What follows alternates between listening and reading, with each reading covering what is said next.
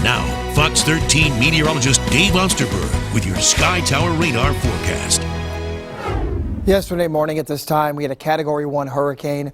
This morning, it's a Category 4, and it has strengthened overnight to now 140 mile per hour winds right around the center of the storm. And I tell you, I'll bet that 140 mile per hour winds is right here on this eastern side. You see all that lightning? The lightning continues in and around the center. It's just a sign of intensification. The fact that it walled itself off, this eye wall became solid overnight. And I'm going to show you the satellite presentation in just a second, and it is just an impressively powerful storm. I mean, unfortunately, yes, it's got to go somewhere, and it's still headed toward the Panhandle. Now, tropical storm force winds go out like 175 miles or so to maybe about here. So we're not going to get sustained tropical storm force winds. The biggest problem in our area, as we've stated, are the high tides. We had flooding this morning at our high tide. The tides are on their way out now. When they come back in this afternoon, folks, we're going to have those same roads that are probably going to be flooded. So just keep that in mind.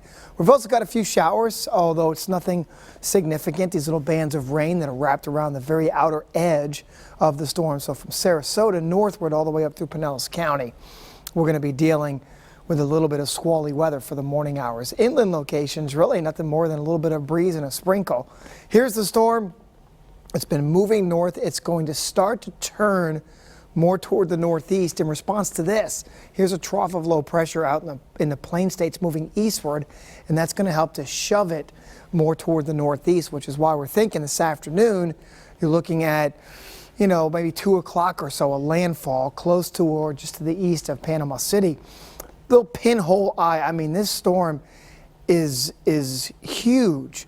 But not only that, many storms that get into the Gulf that reach Category 5 status or 4 or 5 status will then quickly start to weaken as they approach the coast. This one is intensifying as it approaches the coast. So it's running out of time to weaken.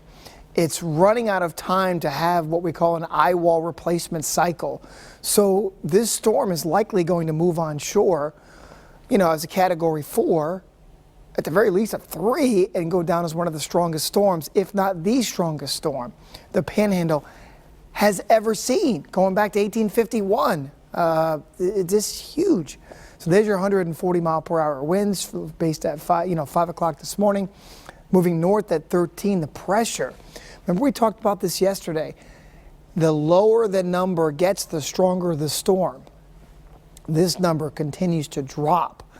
A sign, of course, that the storm is continuing to strengthen. It is expected to be very close to the coast this afternoon with winds of 145 miles per hour.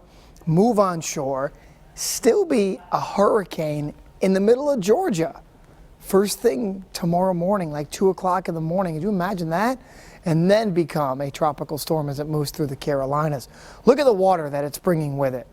Okay, 28-foot seas. So what's going to happen now is you're going to start to see this water funneling up into Appalachia Bay, which is just perfectly shaped to have a huge storm surge move miles inland. The worst of the storm surge is probably going to be right around here. And like I said, hopefully everybody's gone. Now, this is a sparsely populated area around here, the Big Bend area. There are a few small towns, but the population starts to increase again once you get to Apalachicola, Panama City, and then further west. So I'm hoping that everybody listened and they got out. Our issues, but we had some issues this morning with some flooding on the high tide, and then during the afternoon high tide, the same thing is going to happen, folks. So just let's keep that in mind, okay? 2 to 4 feet higher than our normal tide causes some roads to be flooded in Tampa Bay area, and then up to Citrus County. They'll get the worst of it as their storm surge will be in the neighborhood of 4 to 6 feet, and that's why the storm surge warning is out from Pasco County to the north. That's the impact on our area. Overall, obviously, compared to the Panhandle, it will be minimal, but we'll have a few passing squalls near the coast today. We got 88 for your high. Tonight, mostly cloudy. It'll be windy. It'll be 78 for a low. Maybe a few more showers tomorrow. Nothing significant, though, with a high of 88 degrees. And then, believe it or not, Friday comes. Drier air moves in, and it'll be a warm weekend, but it'll be a comfortable weekend. Look at Saturday morning's low, which is going to be in the upper 60s. So, but again, the theme this morning is a much, much stronger storm headed straight for the Panhandle in a few hours, okay?